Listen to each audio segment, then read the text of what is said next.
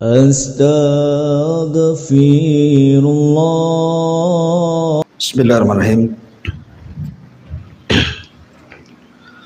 Assalamualaikum warahmatullahi wabarakatuh.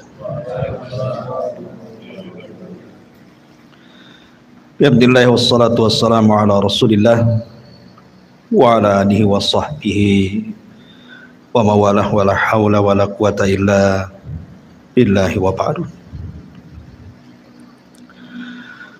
Alhamdulillah, di malam hari ini kita perdana duduk bertalabul ilmi di Pondok Pesantren Cahaya Ilmu. Baik, langsung aja.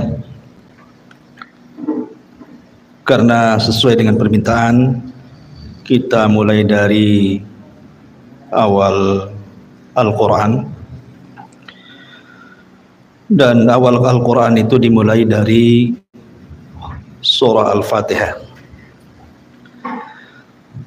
Saya tidak akan mengkaji secara rinci tentang ayat per ayat dalam surah Al-Fatihah, tetapi saya ingin mengkaji dari sisi asrar, rahasia-rahasia, faedah-faedah yang ada dalam surah Al-Fatihah. Ma'asyiral muslimin yang dimuliakan Allah Subhanahu wa taala, surah Al-Fatihah ini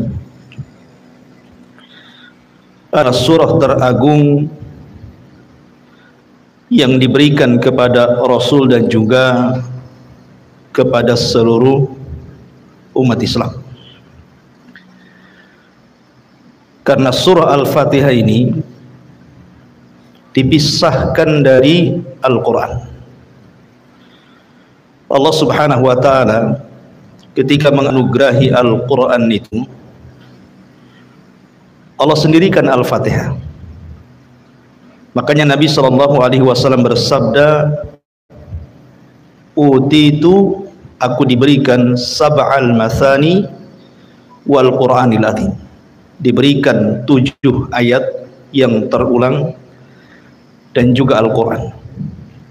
Padahal Fatihah itu bagian dari Al-Quran, tetapi Nabi SAW memisahkan. Jadi kita diberikan 2 nikmat. Al-Quran adalah nikmat, surah Al-Fatihah sendiri adalah nikmat. Kenapa demikian? Ada hadis yang menunjukkan tentang keistimewaan surah Al-Fatihah ini. Hadis ini dari Abdullah bin Abbas radhiyallahu anhuma. Ketika Nabi SAW sedang duduk, sami'a naqidan min fawqihi, tiba-tiba mendengar suara yang menggelegar di atas kepalanya, tentu dari langit maksudnya. Maka Nabi SAW langsung mengangkat kepalanya ke langit.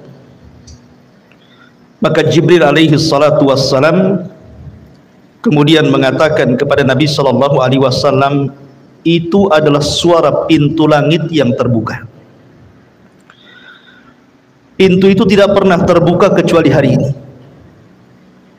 Kemudian turunlah malaikat, dan malaikat ini tidak pernah turun ke bumi kecuali hari ini. Kemudian kata Jibril, malaikat mengucapkan salam dan mengatakan kepada dirimu, wahai Muhammad, abshir binuraini utitahuma lam yu'tahuma nabiyyun qabla. Bergembiralah wahai Muhammad, karena engkau diberikan 2 cahaya yang tidak pernah diberikan para nabi sebelummu. Kemudian Jibril mengatakan, Fatihatul Kitab wa khawatim surat Al-Baqarah. Pertama surah Al-Fatihah, dan yang kedua akhir daripada surah Al-Baqarah. Dalam riwayat, Nabi SAW mengatakan bahwa surat ini tidak pernah diturunkan dalam Taurat. tidak pernah diturunkan dalam Injil, bahkan tidak ada yang semisal dalam Al-Quran. Apa itu? Suratul Fatihah. Dari dua riwayat ini mengetahui bahwa surah Al-Fatihah ini surah teragung, karena tidak ada dalam Taurat, tidak ada dalam Injil, tidak ada dalam Al-Quran. Bahkan yang menurunkan surat ini malaikat yang belum pernah turun ke bumi. Makanya kenapa surah Al-Fatihah ini agung sekali, karena tidak terdapat dalam kitab-kitab langit. Ma'asyiral muslimin yang dimuliakan Allah Subhanahu wa taala, surah Al-Fatihah itu ada kalimat dalam ayatnya, iyyaka na'budu wa iyyaka nasta'in. Lihat domirnya di sini, kata gantinya. Allah Subhanahu wa taala tidak menyebutkan kata ganti dengan domir mutakallim. Artinya bukan kalimatnya iyyaka a'bud wa iyyaka asta'in, bukan. Tetapi menggunakan nun. Nun itu artinya kami, jama'. Seolah-olah surat ini bukan hanya dihafal orang-orang tua saja, tapi semua manusia akan menghafal surat ini. Mau anak-anak, mau orang dewasa, mau orang tua, mau perempuan, mau laki-laki, semua membaca surah Al-Fatihah. Itu diantara sirul Fatihah, rahasia surah Al-Fatihah. Ma'asyiral muslimin yang dimuliakan Allah Azza wa Jalla, bahkan diantara nama surah Al-Fatihah itu adalah Asy-Syifa, surat penyembuh. Ada sebuah riwayat dari Abi Sa'id Al-Khudri radhiyallahu anhu. Jadi suatu ketika Abu Sa'id Al-Khudri ini dan juga rombongannya pulang dari peperangan,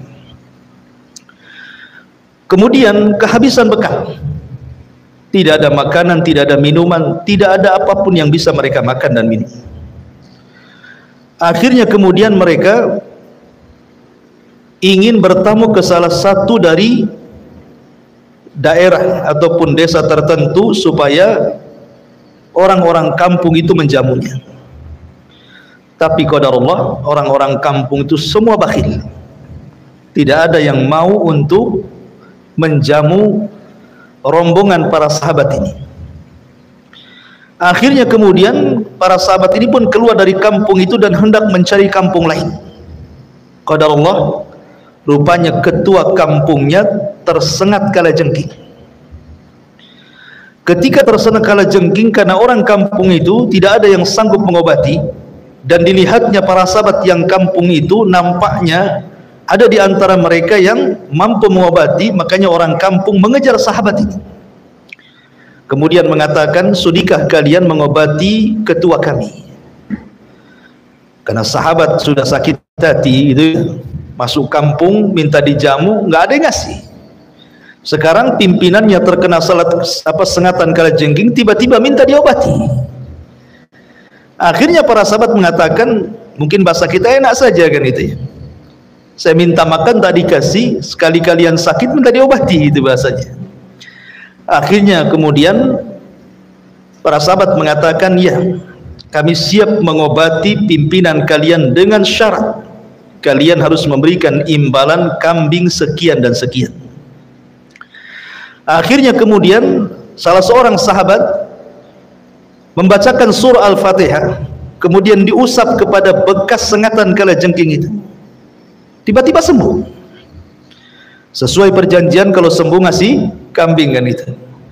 Akhirnya kemudian dikasih kambing, kemudian mereka pun sebagiannya dimakan dan sebagiannya dibawa pulang.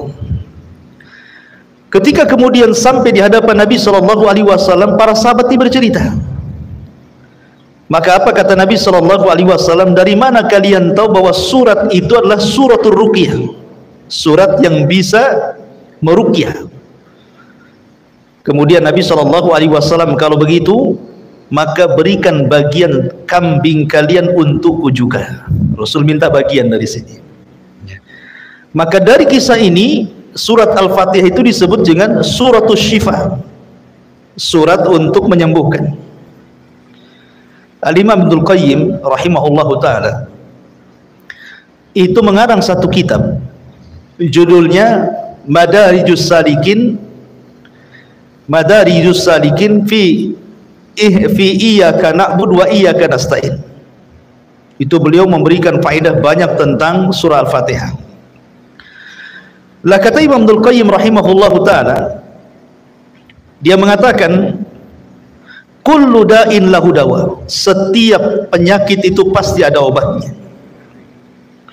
Kemudian dia mengatakan wa ana ahsantul mudawamata bil fatihati, dan aku menganggap baik dengan terus membaca Al-Fatihah apabila aku sakit. Jadi kata Ibnul Qayyim rahimahullahu ta'ala, setiap aku sakit kubacakan surah Al-Fatihah dengan niat kesembuhan, dan setiap aku membaca surat itu maka Allah sembuhkan penyakitku. Ini kisah Ibnul Qayyim rahimahullahu ta'ala yang mempraktekkan surat itu, dan dia mengarang satu kitab namanya Madarijus Salikin fi iyyaka na'budu wa iyyaka nasta'in. Luar biasa. Intinya bahwa surah Al-Fatihah itu salah satu rahasianya adalah israrnya dalam sebuah pengobatan. Saya akan rangkum beberapa rangkuman tentang rahasia di balik makna surah Al-Fatihah. Kenapa surah Al-Fatihah itu disebut Ummul Kitab? itu artinya induk dari semua kitab. Karena kata Imam Ibnul Qayyim rahimahullahu ta'ala, sesungguhnya Allah subhanahu wa ta'ala ketika menurunkan kitab-kitab dari langit itu, jumlahnya berapa? 104 kitab. Walaupun yang kita kenal hanya Taurat, Injil, Zabur, Al-Quran. Sama dengan para rasul kan. Rasul yang diutus itu 102, Nabi yang diutus 124.000, dalam riwayat 120.000. Adapun jumlah Rasul 315. Tapi yang kita kenalkan cuman 25 Nabi. Begitu juga malaikat. Malaikat paling yang kenal Jibril, Mikail, Israfil kan, terbatas saja yang kita kenal nama-namanya. Tapi malaikat itu jumlahnya banyak. Makanya Allah mengatakan di dalam Al-Quranul Karim, wa ma ya'lamu junuda rabbika illahu, tidak ada yang tahu jumlah berapa malaikat kecuali Allah. Jadi Al-Quran ataupun kitab-kitab langit ketika diturunkan itu jumlahnya 104 kitab.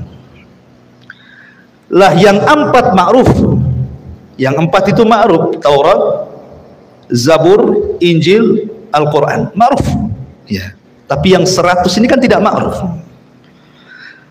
Al-Quran hanya mengistilahkan dengan kalimat suhuf. Allah mengatakan inna hadza lafi suhufil ula suhufi Ibrahim wa Musa. Hanya mengistilahkan suhuf saja. Lalu 100 suhuf ini diberikan kepada siapa? Ada yang mengatakan 50 suhuf diberikan kepada Nabiullah Syith. Nabi Syith itu nabi setelah Adam, sebelum Idris. Kemudian 30 suhuf diberikan kepada Nabi Idris. Kemudian 10 suhuf diberikan kepada Nabi Ibrahim, dan 10 suhuf diberikan kepada Musa selain Taurat. Berarti jumlahnya 100. 50 diberikan kepada Syith, ditambah 30, berarti sudah 80 diberikan kepada Idris, yang 10-nya diberikan kepada Ibrahim, yang 10-nya diberikan kepada Musa. Kemudian di sana ada Taurat, ada Injil, ada Zabur, ada Al-Quran. Berarti semuanya 104 kitab. Kata para ulama, dari 100 kitab,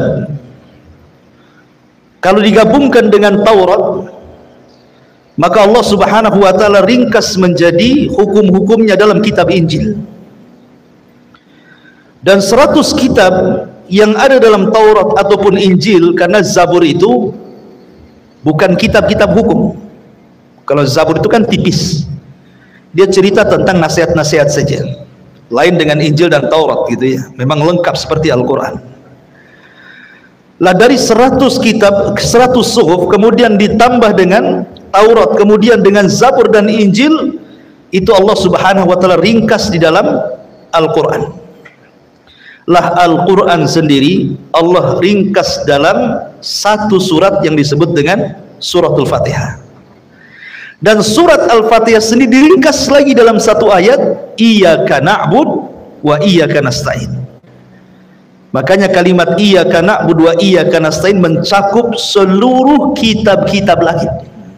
Karena tujuan diturunkan Alkitab untuk apa?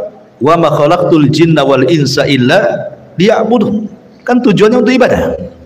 Maka ada pada kalimat Iyyaka na'bud wa iyyaka nasta'in. Lah surah Al-Fatihah itu terkandung seluruh kitab, terutama Al-Quranul Karim. Kenapa demikian? Karena Al-Quran itu kalau kita bagi tiga, maka sepertiga Al-Quran itu bicara tentang akidah, sepertiga Al-Quran itu bicara tentang ibadah, dan sepertiganya bicara tentang akhlak yang di dalamnya ada kisah-kisah para nabi dan rasul dan iqab kepada orang-orang yang memusuhi para nabi dan rasul. Tiga perkara ini ada pada surah Al-Fatihah. Kalau kita cerita tentang akidah, maka ada pada 3 ayat pertama surah Al-Fatihah. Alhamdulillahi Rabbil Alamin, Ar-Rahmanir Rahim, Maliki Yaumiddin. Ini bicara tauhid. Tauhid dari 3 tauhid, bicara tentang rububiyah, bicara tentang uluhiyah, bicara tentang asma dan sifat. Adapun rububiyah, Rabbul Alamin, Rabb, rububiyah diambil dari kata-kata Rabb, maka disebut rububiyah. Adapun uluhiyah, lillah, uluhiyah itu diambil dari kalimat Allah menjadi uluhiyah. Adapun asma wa sifat, Ar-Rahman, Ar-Rahim. Ini yang pertama. Adapun yang kedua bicara tentang ibadah. Iyyaka na'bud wa iyyaka nasta'in. Hanya kepadamu kami beribadah dan hanya kepadamu kami meminta pertolongan.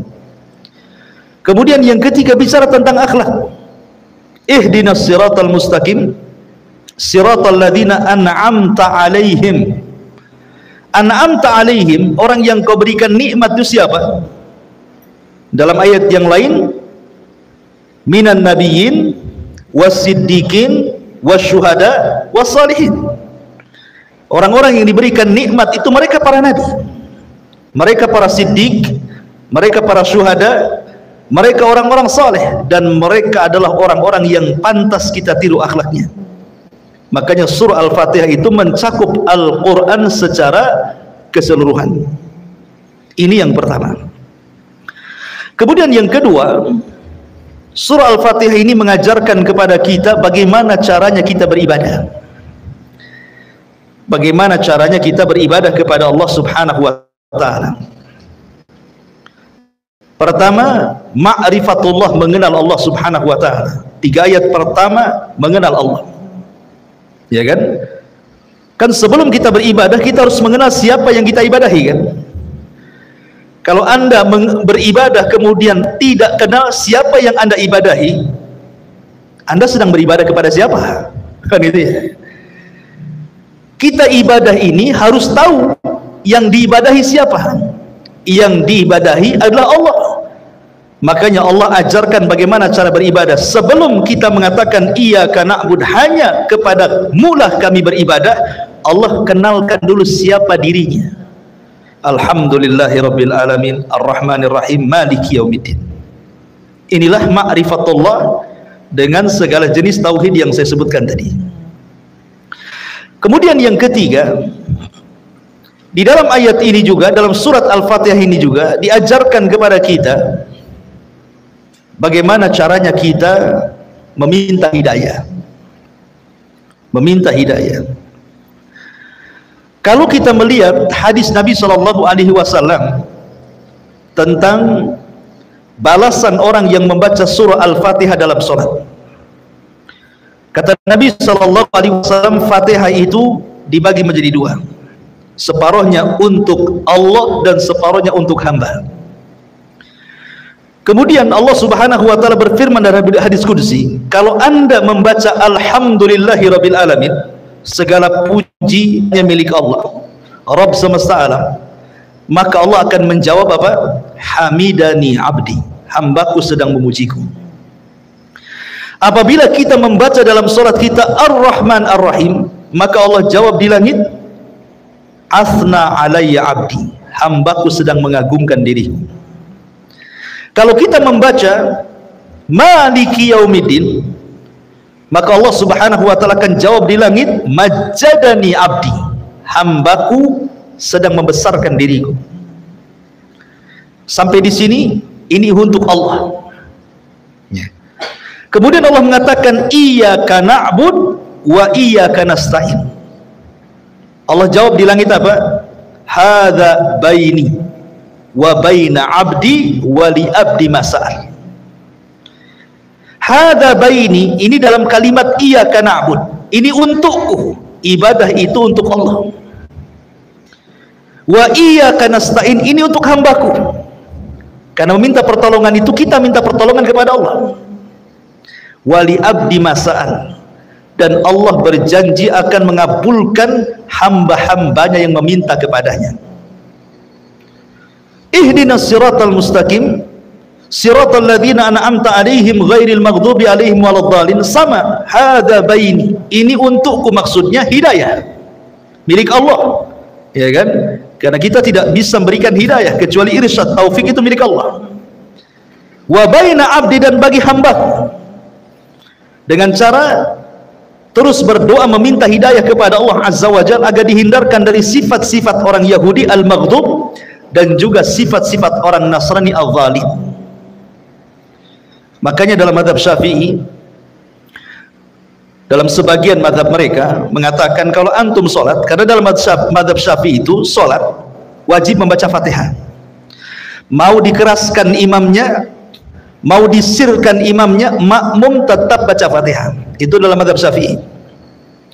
Kalau seandainya seorang makmum dia masbuk, kemudian imam sedang membaca surat, antum baru memulai Al-Fatihah, tapi antum sudah membaca 3 ayat pertama, kemudian imam ruku, itu sudah dianggap 1 rakaat. Kenapa? Karena hak Allah sudah antum penuhi. Bisa paham ya?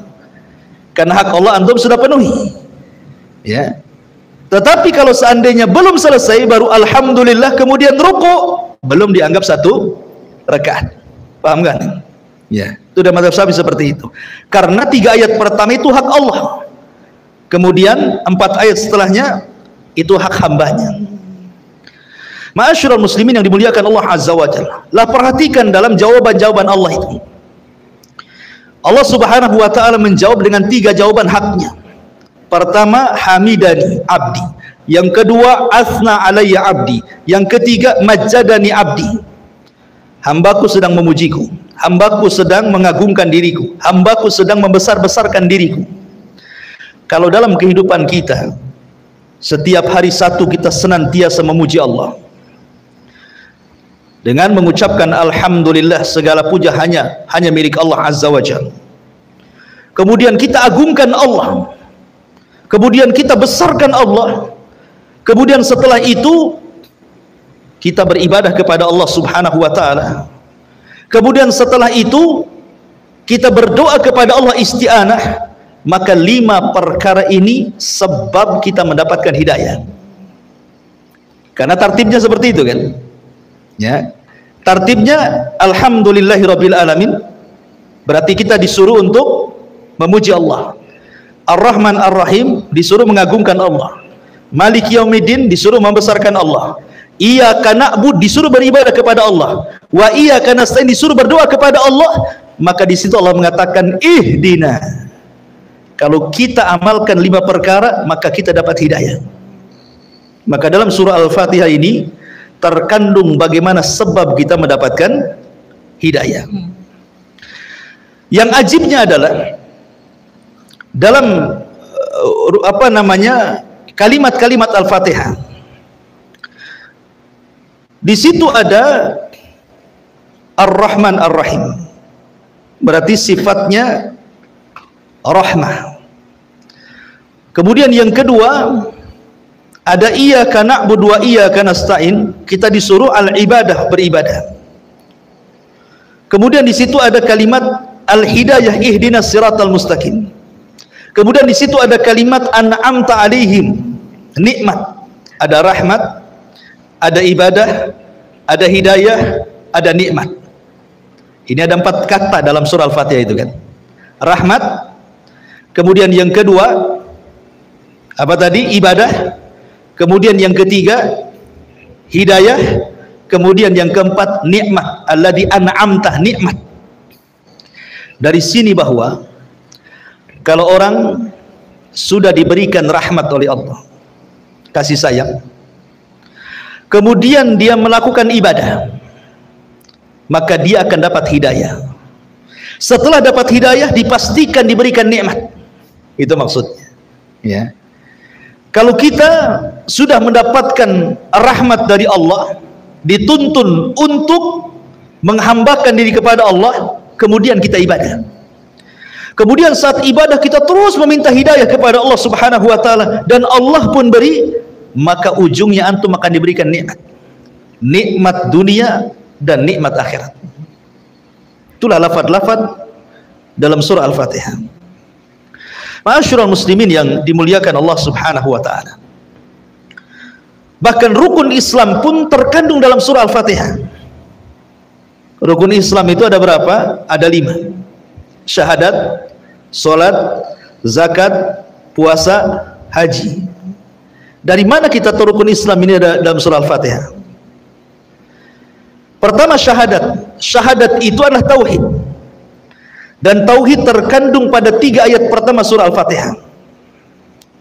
Adapun sisanya salat, zakat, puasa dan haji itu ibadah. Terkandung padanya dalam kalimat iyyaka na'bud.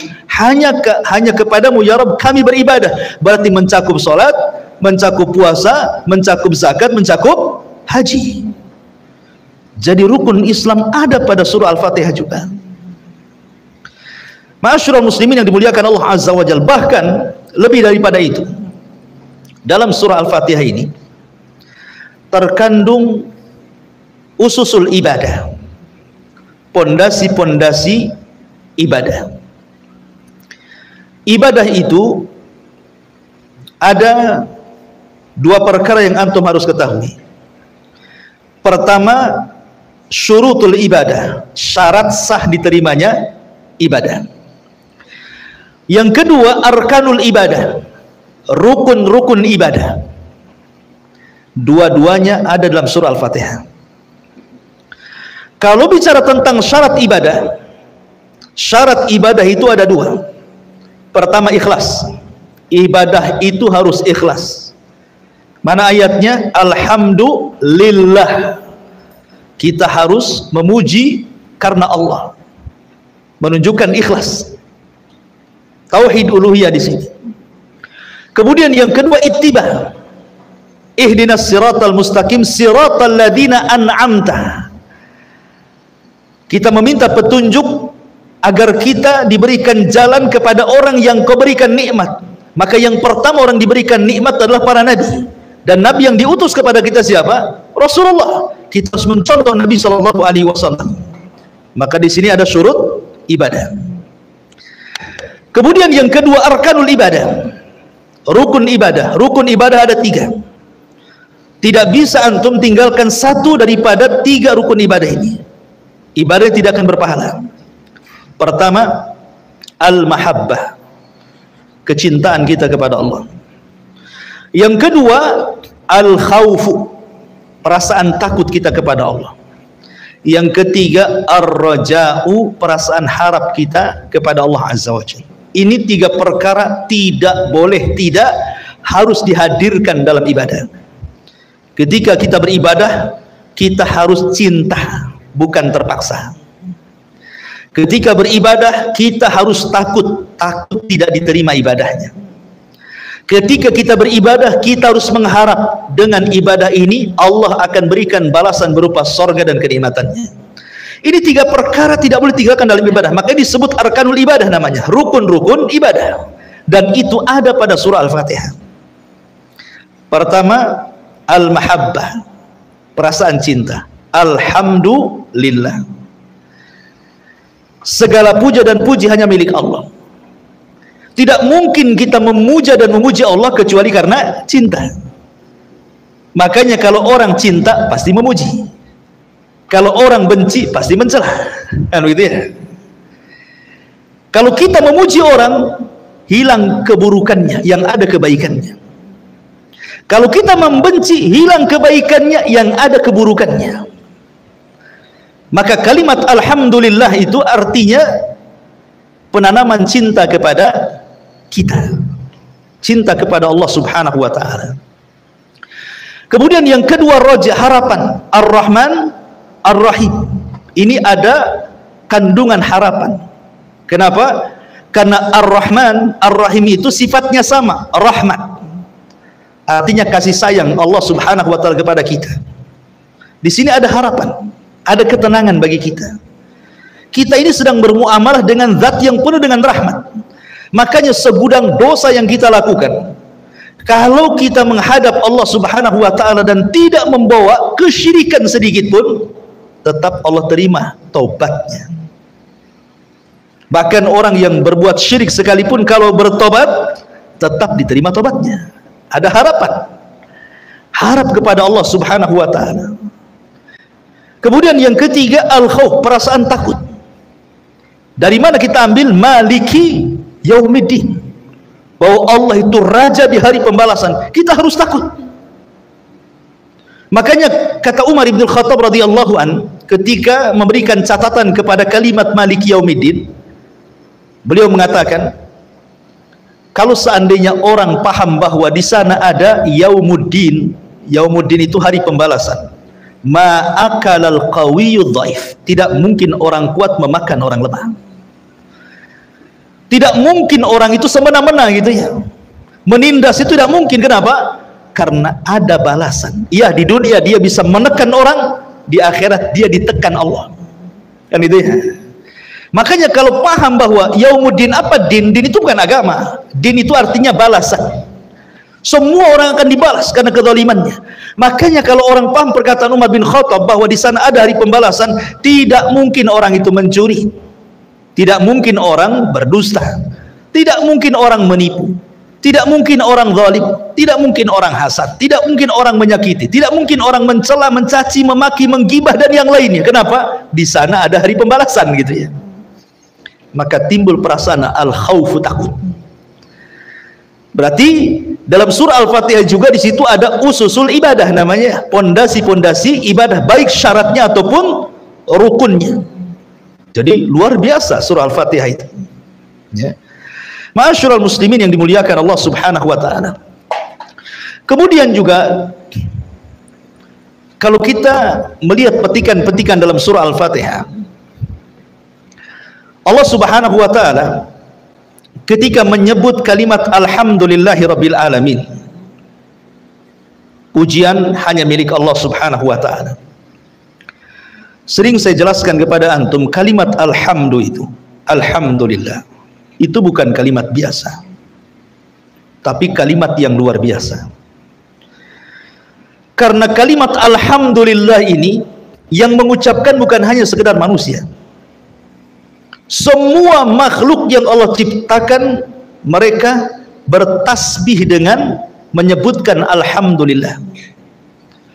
Ini kalau seandainya botol ini dia sedang bertasbih kepada Allah Azza wa Jal, kemudian kita mampu mendengar ucapan tasbihnya, pasti botol itu akan mengucapkan alhamdulillah. Tiang, kipas, apalagi di sini meja yang antum pakai itu, mereka semua bertasbih. Karena Allah yang mengatakan, wa im min kulli syai'in illa yusabbihuna bihamdi walakin la tafqahuna tasbihahu. Kan itu ya. Segala sesuatu yang Allah ciptakan itu semua bertasbih, cuman kalian tidak paham tasbihnya. Dengan apa mereka bertasbih? Bihamdi. Kalimat hamdi artinya kalimat alhamdulillah. Berarti kalau seandainya Allah perdengarkan pohon pisang bertasbih, pasti pohon pisang akan mengucapkan alhamdulillah. Kalau seandainya antum perdengarkan ayam sedang bertasbih, pasti ayam itu mengucapkan alhamdulillah. Kalau seandainya gunung itu antum perdengarkan bagaimana tasbihnya gunung, pasti gunung akan mengucapkan alhamdulillah. Segala sesuatu, mau lautan, mau ikan-ikan di dalam lautan, mereka bertasbih kepada Allah dan tasbihnya dengan ucapan alhamdulillahi rabbil alamin. Alhamdulillah. Karena alhamdulillah itu mencakup segala lini kehidupan manusia. Bukan hanya diucapkan orang senang saja, orang susah pun mengucapkan alhamdulillah. Nggak percaya antum? Datang ke orang sakit. Gimana kondisinya? Alhamdulillah. Sakit saya tidak terlalu parah. Tuh sebelah sana itu sudah meninggal kemarin. Alhamdulillah juga dia. Padahal dia stroke. Ya. Apalagi orang sehat, kaifa haluk, alhamdulillah bi khair. Begitu ya. Antum datang ke orang fakir, orang miskin, kaifa haluk, bagaimana kondisimu? Kata orang fakir, alhamdulillah masih bisa makan. Gitu ya. Orang sebelah nasinya nasi kering katanya. Ya. Apalagi orang kaya, makin keras alhamdulillahnya. Kaifa haluk, alhamdulillah, tambah lagi oplet saya gitu. Semua orang mengatakan alhamdulillah. Mau orang sakit ya alhamdulillah, orang sehat alhamdulillah, orang miskin alhamdulillah, orang kaya alhamdulillah. Semua orang mengucapkan alhamdulillah. Bahkan para malaikat disebutkan di dalam Al-Qur'anul Karim. Lihat bagaimana para malaikat, seluruh malaikat, seperti Allah mengatakan dalam surah Ghafir ayat 7. Alladzina yahminuna al-arsya wa man hawlahu yusabbihuna bihamdi rabbihim. Dan para malaikat-malaikat pemikul arasy dan seluruh malaikat di sekitarnya, mereka bertasbih dengan menyebut alhamdulillah. Semua malaikat. Dan itu juga hal yang semana antum bisa buka dalam surah Zumar ayat 75 dan dalam surah Al-Baqarah ayat 30. Ketika malaikat mendengar Allah akan menciptakan makhluk berupa manusia Adam, apa kata malaikat? Ataj'alu fiha man yufsidu fiha wa yasfiku dima wa nahnu nusabbihu bihamdik. Dan kami bertasbih kepadamu dengan cara apa? Bihamdik, artinya mengucapkan alhamdulillah. Semua malaikat apabila bertasbih kepada Allah, pasti ucapan mereka alhamdulillah. Segala puja dan puja hanya milik Allah. Karena Allah itu paling suka dipuji. Tabiat manusia juga sama kan? Antum kalau dipuji senang kan? Oh tampan padahal tidak. Oh cakep padahal tidak gitu. Oh cerdas padahal bodoh gitu. Tapi kalau dipuji kan senang kan? Kalau makhluk saja suka dipuji, makanya kenapa banyak ibadah yang ditolak? Karena riya. Walillahi matsalul a'la. Tentu Allah lebih berhak untuk itu. Makanya kenapa Allah memuji dirinya tanpa harus mengatakan kul, tidak seperti kul a'udzu birabbin nas, kul huwallahu ahad, kul enggak, tapi Allah mengatakan alhamdulillah. Allah tidak katakan kul ya Muhammad alhamdulillah. Ya, kenapa? Karena tidak perlu Allah mengatakan katakan ya Muhammad alhamdulillah, karena Allah sendiri sudah memuji dirinya. Tidak perlu lagi kul katakan, karena Allah itu suka dipuji. Ma'asyiral muslimin yang dimuliakan Allah Azza wa Jalla, lihat para nabi. Nabi Nuh alaihi salatu wassalam, ketika dia diselamatkan oleh Allah Subhanahu wa taala setelah dia membuat kapal, dan kaumnya mengejek Nabi Nuh dan mengatakan, ya Nuh, kemarin kau jadi nabi, sekarang jadi tukang kayu pula katanya. Karena dia buat kapal, jadi diejek sama kaumnya. Nuh, kenapa kau tidak berdakwah lagi? Asih sibuk buat kapal katanya. Kapalnya pula di padang pasir. Ya. Mana bisa kapal itu berjalan di padang pasir? Seperti seorang penyair Arab mengatakan apa? Tarjun najata walam tasliku masalikaha innas safinata la tajri ala yabas. Engkau mengharap keselamatan tapi tidak pernah menempuh jalannya. Bagaimana mungkin kapal laut bisa berjalan di padang pasir? Kan itu ya. Jadi Nuh itu Dia membuat kapal di padang pasir, sehingga kaumnya itu menganggap gila kalau buat perahu ya di laut sana, ngapain buat kapal di padang pasir. Kemudian mereka mengejek, ya Nuh, kemarin kau jadi nabi, sekarang kau jadi tukang kayu, katanya. Mereka tidak paham Nuh sedang mempersiapkan sesuatu yang Allah perintahkan karena kecongkakan umatnya. Ketika betul-betul kapal sudah jadi, tanda-tandanya sudah ada, maka Nuh kemudian memasukkan orang yang beriman dan binatang sepasang-pasang ke perahunya. Kemudian terjadi banjir bandang dan tufan ketika semua umatnya tenggelam. Dan Allah selamatkan Nuh alaihi salatu wassalam. Apa kata Nuh dalam surah Al-Mu'min ayat 28? Allah katakan, faqulil hamdulillahilladzi najjana minal qaumi zalimin. Katakan ya Nuh, alhamdulillah. Allah mengatakan, katakan ya Nuh, alhamdulillah, yang telah menyelamatkan kami dari kaum yang zalim. Nuh disuruh mengucapkan alhamdulillah. Kemudian Nabi Ibrahim ini sudah tua dan juga istrinya sudah tua, mandul lagi, tidak mungkin punya anak. Makanya kemudian karena sudah putus asa tidak mungkin punya anak, Sarah mengatakan kepada Ibrahim, menikahlah kau dengan Hajar, mudah-mudahan kau punya anak. Akhirnya kemudian digaulilah Hajar, betul-betul hamil, punya anak Ismail. Rupanya selang beberapa waktu, akhirnya kemudian Sarah pun punya anak Ishak. Terkadang harus dipancing dulu ya. Jadi antum yang menikah lama tidak punya anak, coba poligami kayak Ibrahim. Lihat bagaimana Allah Subhanahu wa taala firmankan dalam surah Ibrahim ayat 39, alhamdulillah alladzi wahabali 'alal kibari Ismail wa Ishaq inna rabbi lasami'ud du'a. Apa kata Ibrahim? Alhamdulillah, yang telah menghibahkan kepadaku, memberikan kepadaku di saat tuaku Ismail, kemudian Ishak. Ibrahim mengucapkan alhamdulillah. Kan itu ya. Kemudian juga kita lihat Nabi Daud dan juga Sulaiman. Nabi Daud itu dan Nabi Sulaiman ini kehususan nabi-nabi Bani Israel. Bani Israel itu terdiri daripada 12 putra Yakub dari 4 wanita. 12 inilah yang disebut dengan bapak-bapak Bani Israel. Karena Israel sendiri adalah nama lain daripada Yakub. Yakub itu nama lainnya Israel. Punya anak 12. Dari 12 ini punya anak, maka kumpulan anak-anaknya itu disebut Bani Israel. Tetapi dari putra-putra Yakub hanya ada 2. Satu turunannya jadi nabi, satu turunannya jadi raja semua. Pertama dari Lawi atau Lawa, semua jadi nabi. Ribuan para nabi terlahir dari Lawa ibn Yakub. Tetapi yang turunannya jadi raja dari Yahuda, yang turunannya disebut Yahudi, itu semua jadi raja sampai ke anak cicitnya.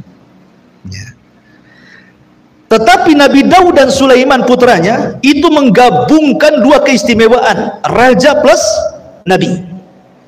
Kalau yang lain kan raja ya raja saja, nabi ya nabi saja. Tapi Nabi Daud dan Sulaiman itu menggabungkan 2 nikmat itu, nikmat raja dan nikmat nabi. Allah Subhanahu wa taala mengingatkan akan nikmat yang Allah anugerahkan kepada Daud dan juga Sulaiman. Apa kata Allah dalam Al-Quran? Walaqad atayna Dawuda wa Sulaimana ilma wa qala alhamdulillahilladzi faddalana ala katsirin min ibadihil mu'minin. Dan sungguh kami telah berikan kepada Daud dan Sulaiman pengetahuan luas soal dunia dan akhirat. Dunia jadi raja, akhirat jadi nabi, kan itu. Kemudian keduanya mengatakan alhamdulillah, segala puja dan puji itu hanya milik Allah yang telah mengutamakan kami atas kebanyakan hamba-hamba Allah yang beriman. Nabi Sulaiman dan Daud mengucapkan alhamdulillah, kan itu. Bahkan Nabi SAW juga disuruh oleh Allah Subhanahu wa taala untuk mengucapkan alhamdulillah. Seperti Allah mengatakan, "Qulil hamdulillah wa salamun ala ibadihi alladziina astafallahu khairun amma yusyrikun." Dalam surah An-Naml ayat 59. Katakan ya Muhammad, alhamdulillah. Rasul disuruh memperbanyak ucapkan alhamdulillah. Bahkan kalimat yang pertama diucapkan Nabi Adam adalah alhamdulillah. Jadi ketika Allah Subhanahu wa taala menciptakan Adam, diutus malaikat Jibril, Mikail dan malaikat-malaikat yang untuk mengambil tanah di bumi ditolak sama bumi. Nggak boleh. Ketika diutus malakul maut, bumi tidak bisa apa-apa. Sehingga malakul mautlah yang mengambil tanah-tanah dengan berbagai macam sifat dan warnanya dari bumi diangkat ke langit. Itulah bahan baku Adam. Karena bahan baku Adam itu dari sifat-sifat bumi, ada yang keras, ada yang lembut, ada yang becek gitu ya, mungkin bahasa kita. Ada yang tanah hitam, ada yang tanah putih, ada yang merah, dan macam-macam warna tanah. Makanya sifat manusia sama dengan sifat tanah. Makanya tanah, ada orang yang keras, oh mungkin dari tanah keras gitu ya. Ada yang lembut, mungkin dari yang becek-becek gitu, lempung-lempung gitu ya. Ada yang hitam, oh mungkin dari tanah hitam. Ada yang putih, mungkin dari tanah putih. Ada yang kehitaman, keputihan atau belang, mungkin campuran gitu. Jadi semua sifat manusia itu kembali kepada sifat tanah ya. Diangkatlah Nabi bahan baku Adam ini ke langit. Kemudian Allah sendiri yang membentuknya. Ingat, Allah sendiri yang bentuknya. Itulah keutamaan Adam, dibentuk oleh Allah. Allah yang bentuk. Makanya Allah mengatakan laqad khalaqnal insana fi ahsani taqwim. Sungguh kami, kata Allah, menciptakan manusia dengan sebaik-baik bentuk. Adam diciptakan sebaik-baik bentuk. Makanya manusia itu paling indah ciptaannya dibandingkan semua makhluk Allah yang Allah ciptakan di bumi. Coba perhatikan binatang. Tidak ada binatang itu yang bisa berdiri di antara dua kaki. Sebutkan binatang apa? Dia bisa berdiri dengan dua kaki, berjalan tegap gagah seperti manusia. Tidak ada. Sapi 4 kaki, kambing sama, ya kan? Ular tak punya kaki lagi dia. Dia pakai perut jalannya kan itu ya. Apalagi kera, ya. Kera juga tidak bisa 2 kaki tegap, sekali-kali aja dia. Ya. Kucing apalagi bisa dia berdiri waktu atraksi saja. Habis itu dia tidak ada ceritanya binatang itu yang berdiri dengan 2 kaki dengan tegap kecuali manusia kan. Karena memang manusia itu fi ahsani taqwim. Allah sendiri yang bentuk. Lah ketika Allah Subhanahu wa taala memasukkan ruh kepada Adam di hadapan para malaikat, pertama kali Adam itu bersin. Haji gitu. Ya. Apa kata Allah? Qul ya Adam alhamdulillah. Katakan ya Adam alhamdulillah. Berarti ucapan yang pertama Nabi Adam keluar dari mulutnya itu alhamdulillah. Maka Allah mengatakan yarhamuka rabbuk. Rabbmu memberikan rahmat kepadamu Adam. Makanya jadi sunnah kalau orang bersin baca alhamdulillah, di sampingnya mendoakan yarhamukallah. Tapi dari sini menunjukkan bahwa Adam membaca alhamdulillah. Pertama ucapan keluar dari mulut Adam itu alhamdulillah. Bahkan bukan hanya malaikat, Adam, para nabi, orang yang masuk neraka saja mereka mengucapkan alhamdulillah. Kenapa orang masuk neraka mengucapkan alhamdulillah? Penduduk neraka ketika mengucapkan alhamdulillah bukan karena senang, tetapi karena mereka dimasukkan ke dalam neraka bukan karena kezaliman Allah, tapi karena keadilannya. Ya. Allah itu ketika mengadab manusia bukan karena kezaliman, bukan karena Allah zalim kepada makhluk, tidak, itu semua karena keadilannya. Sebab kalau Allah menyiksa karena kezalimannya, habis manusia itu. Makanya penduduk neraka masih mengucapkan alhamdulillah, apalagi penduduk surga. Bahkan orang yang pertama keluar dari kubur, orang-orang yang beriman ketika dibangkitkan tiupan sangkakala yang kedua, ketika manusia bangkit dari kuburannya, apa kata Allah?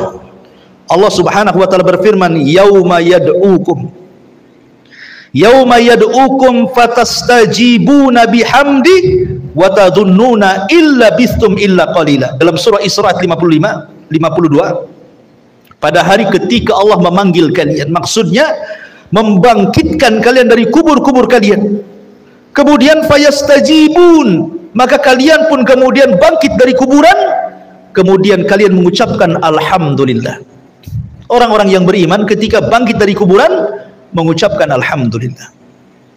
Ketika mereka masuk ke dalam sorga, mereka pun mengucapkan alhamdulillah. Alhamdulillahilladzi hadana li hadza wa ma kunna linahtadiya laula an hadanallah. Ini kalimat ketika masuk ke dalam sorga.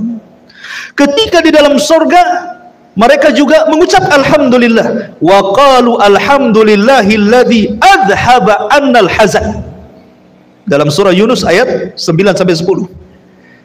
Kemudian akhir ucapan penduduk sorga juga adalah alhamdulillah, sebagaimana Allah mengatakan di dalam surah Az-Zumar ayat 74, wa akhiru da'wana, dalam surah Yunus ayat 10, wa akhiru da'wahum anil hamdulillahi rabbil alamin.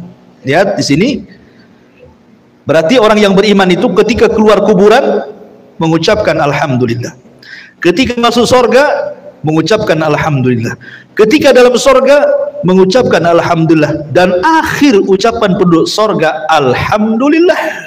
Nah, jadi oleh karena itulah kenapa Rasul mengatakan, katakanlah alhamdulillah ala kulli hal, ucapkan alhamdulillah dalam kondisi apapun.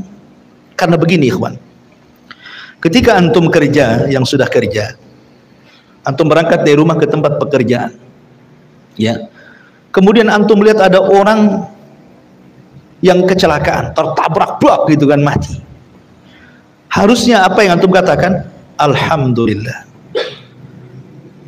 Supaya kita tidak seperti dia, gitu maksudnya, ya.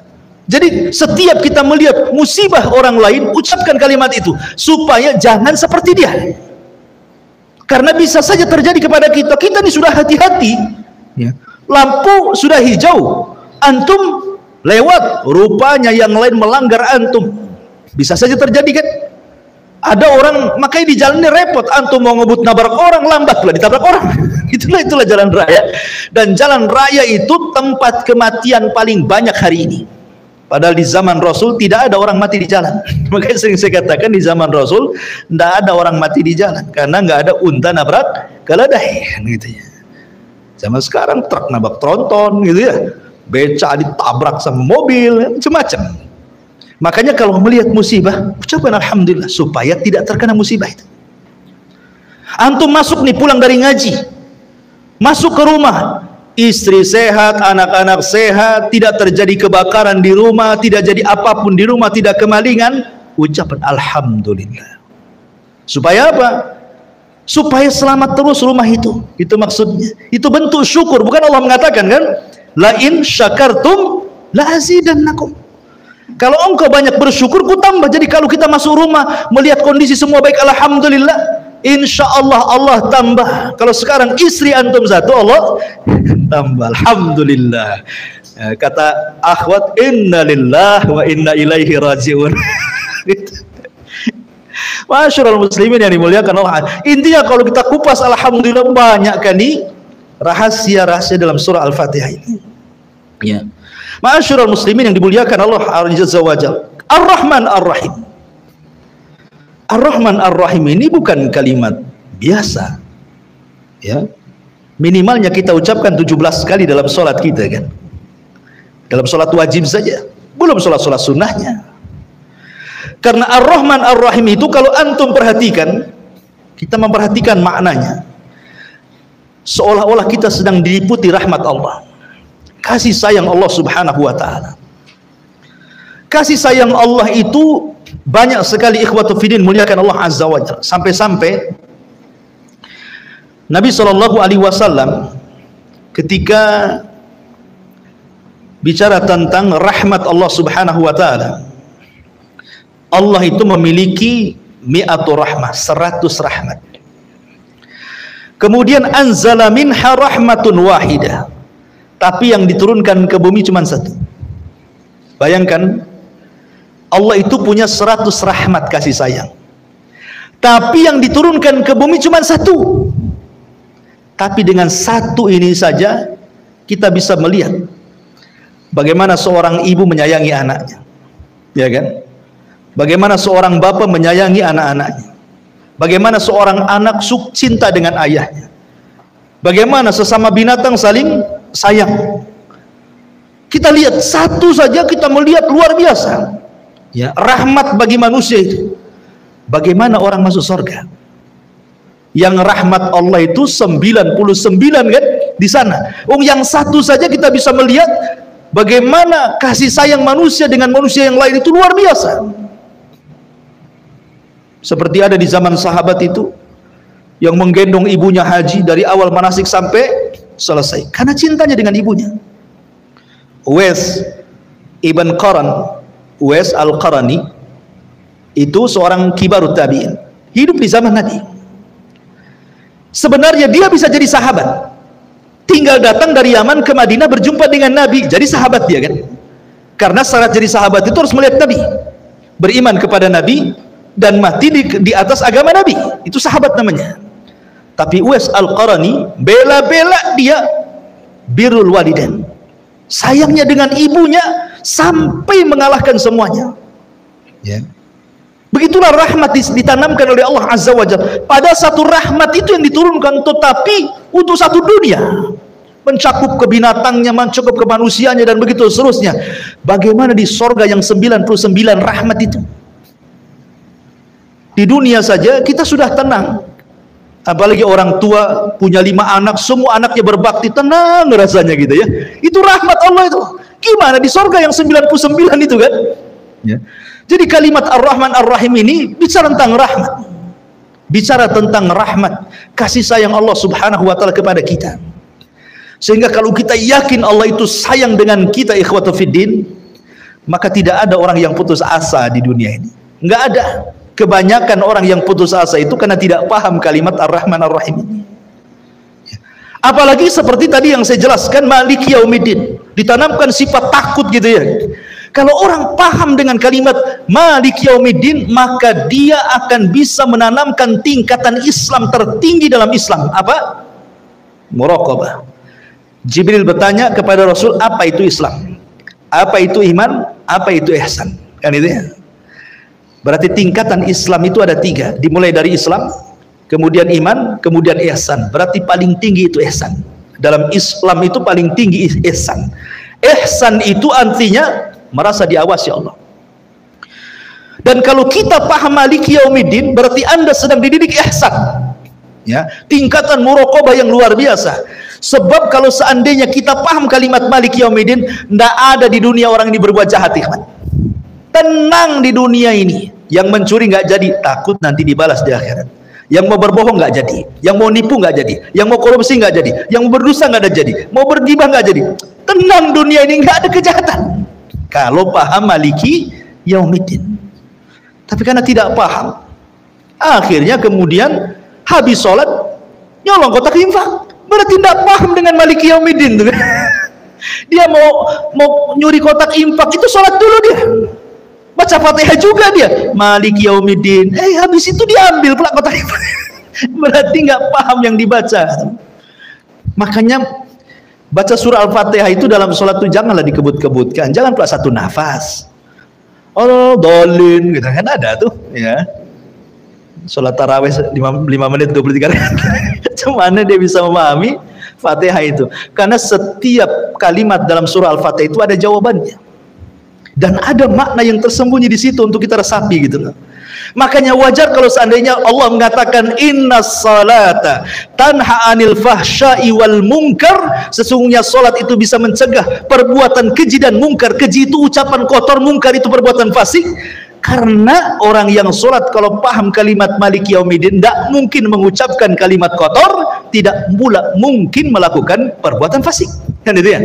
Karena pasti akan ada balasannya gitu maksudnya. Karena ada tuh pertanyaan, Ustaz, katanya sholat itu bisa mencegah perbuatan keji dan mungkar. Kok habis sholat masih banyak orang mabuk? Itu yang adzan itu tukang adu ayam itu katanya. Karena tidak paham kalimat per kalimat dalam surah Al-Fatihah itu. Kalau dia meresapi Maliki Yaumiddin saja, sudah istirahatlah bumi dari penjahat. Itu satu ayat dalam surah Al-Fatihah. Bisa istirahat bumi dari kejahatan. Tapi karena tidak paham yang dibaca, akhirnya wajar solatnya belum mampu merubah dari perbuatan keji dan mungkar itu. Karena Maliki Yaumiddin itu mengajarkan muraqabah tingkat tinggi itu, supaya kita jangan berbuat jahat dan hanya seolah-olah kita dilihat Allah. Kemudian kalau kita lihat juga kalimat iyyaka na'bud, hanya kepadamu kami beribadah dan hanya kepadamu kami meminta pertolongan. Kata Imam Ibnul Qayyim, Allah mendahulukan ghayah sebelum wasilah. Ghayah itu tujuan, wasilah itu perjalanan ke tujuan. Nah, itu ya. Kalau kita mau ke Batu Aji, Batu Aji itu ghayahnya, perjalanannya itu disebut wasilah, ya kan? Allah mendahulukan ghayah, tujuan hidup manusia sebelum wasilah sampai ke tujuan. Karena tujuan kita ibadah, isti'anah itu wasilah. Ya. Berarti kita diajarkan dalam kalimat iyyaka na'budu wa iyyaka nasta'in itu penghambaan diri. Apa sih itu ibadah? Ibadah itu kata lain daripada al-khudu wat tadzallul, itu ibadah. Khudu itu artinya merendahkan, tadzallul itu menghinakan. Kita merendahkan diri di hadapan Allah dan menghinakan diri di hadapan Allah. Makanya kenapa Allah itu paling suka kepada orang yang sujud. Karena ketika kita sujud itu betul-betul kita sedang merendahkan diri kepada Allah. Disitulah Allah akan ijabah setiap doa orang yang sujud. Karena hadisnya bahwa seafdal-afdalnya doa ketika sujud. Allah tidak mungkin menolak doa orang yang sedang sujud. Maka kalau ingin berdoa ketika sujud itulah, karena itu waktu rendah-rendahnya kita di hadapan Allah itu. Ketika merendahkan betul, meletakkan dahi di tanah, itulah sebenarnya merendahkan kita kepada Allah. Kalau orang paham iyyaka na'bud, saya kira tidak ada orang sombong di bumi ini. Enggak ada. Karena semuanya harus merendahkan kepada Allah. Tidak ada orang yang congkak, yang sombong, yang takabur itu tidak ada. Kalau seandainya para penguasa itu ketika sujud dalam sholat, kemudian ketika dia membaca surah Al-Fatihah iyyaka na'bud, maknanya kita harus merendahkan dan menjadi hamba bagi Allah. Tidak mungkin kemudian dia takabur ketika menjadi pemimpin. Karena di sana ada pemimpin yang sesungguhnya Allah Subhanahu wa taala.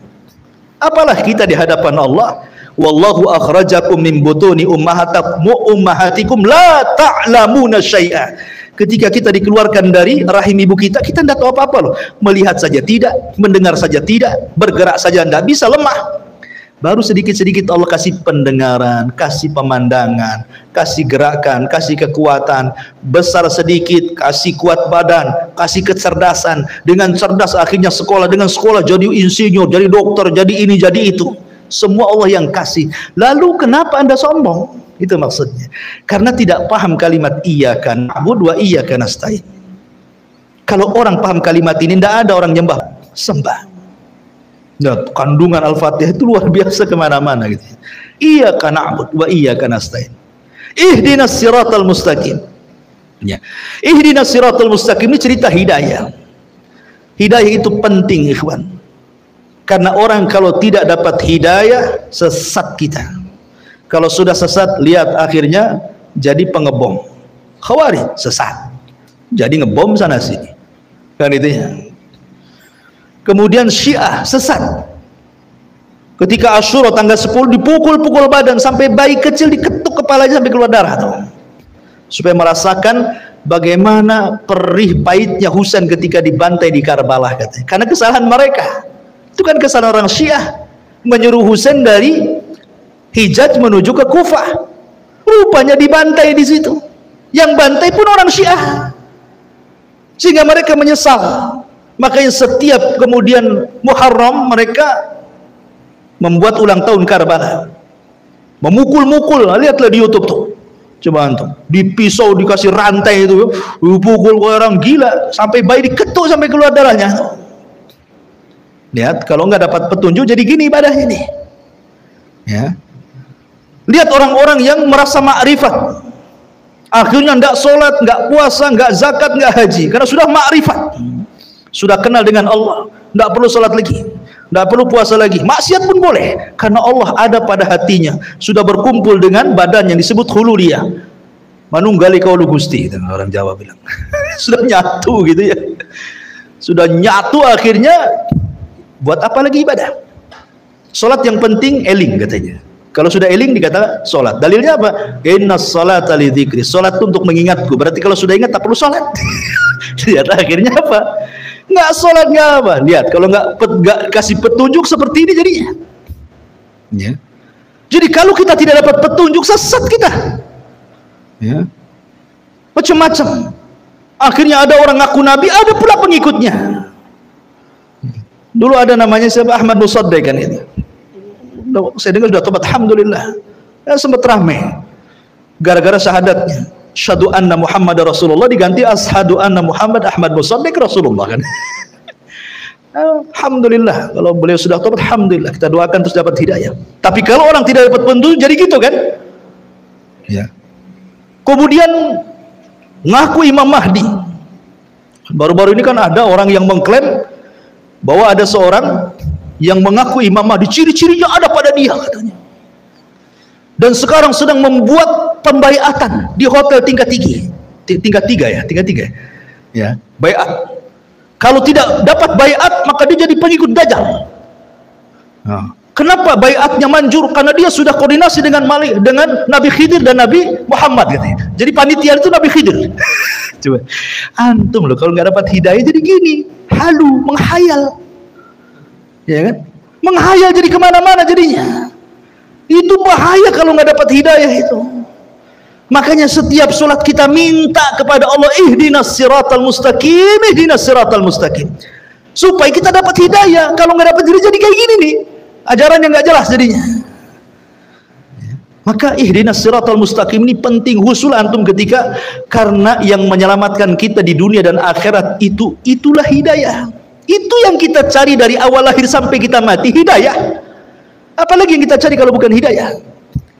Makanya kenapa hidayah itu selalu didahulukan dalam doa Nabi, Allahumma inna nas'alukal huda wat tuqa wal afafa wal ghina. Ya Allah, aku minta kepadamu hidayah. Hidayah dulu Rasul meminta, baru takwa. Karena tidak mungkin dapat hidayah kemudian dia takwa, harus dapat hidayah dulu baru dia takwa. Allahumma nas'alukal huda wat tuqa, baru al-afaf, kehormatan, menjaga kehormatan, baru kekayaan terakhir. Minta kekayaan itu terakhir. Setelah kita meminta kepada Allah hidayah, kemudian meminta kepada Allah takwa, kemudian meminta kepada Allah al-afaf, kehormatan dijaga, baru minta harta. Kita manda, tiga-tiganya tidak ada, yang ada harta aja diminta. Ya Allah kapan kaya, ya Allah kapan maju, ini saya mau buat ini, mudah-mudahan rezekinya dirasakan. Tidak ada itu, semua mintanya aneh-aneh aja. Jadi ihdinas siratal mustaqim itu luar biasa. Siratal ladzina an'amta 'alaihim ghairil maghdub. Maghdub ini majhul, maghdub maf'ul, fa'ilnya disembunyikan.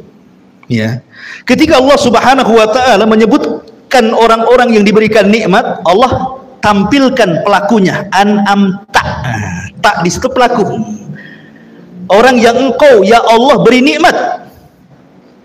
Jadi ketika Allah menyebutnya orang-orang yang diberikan nikmat, dimunculkan pelakunya. Siapa mereka? Para nabi, para siddiqin, para syuhada, orang-orang saleh. Tapi ketika Allah menyebut orang Yahudi dan Nasrani, Allah tidak sebutkan pelakunya.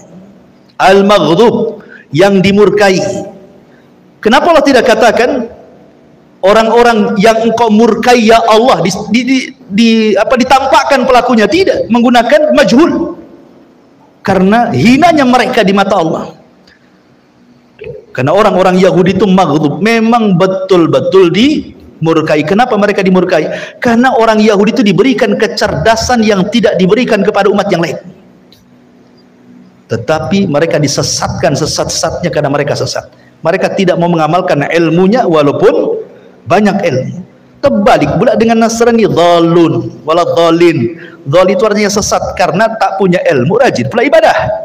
Ya, kalau Yahudi banyak ilmu, tidak mau ibadah. Islam itu agama wasitiyah, harus tengah-tengah, berilmu juga, beramal juga.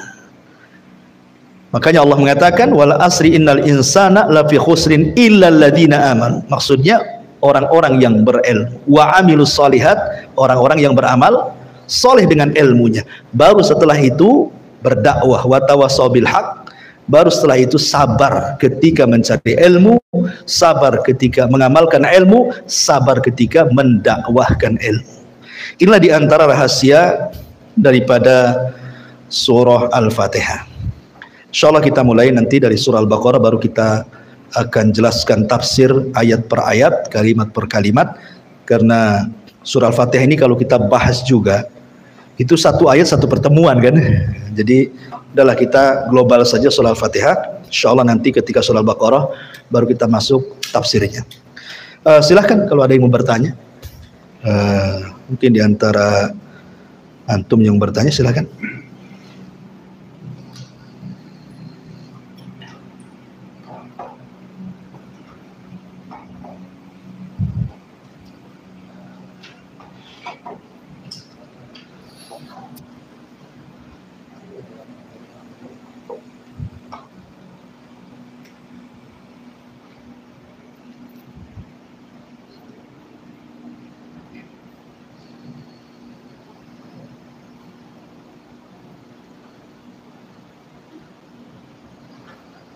Karena ini perdana mungkin bawaannya ngantuk, kita tutup saja dengan kafaratul majlis. Subhanaka bihamdika asyhadu an la ilaha illa anta astaghfiruka wa atubu ilaik. Allah ta'ala. Assalamualaikum warahmatullahi wabarakatuh.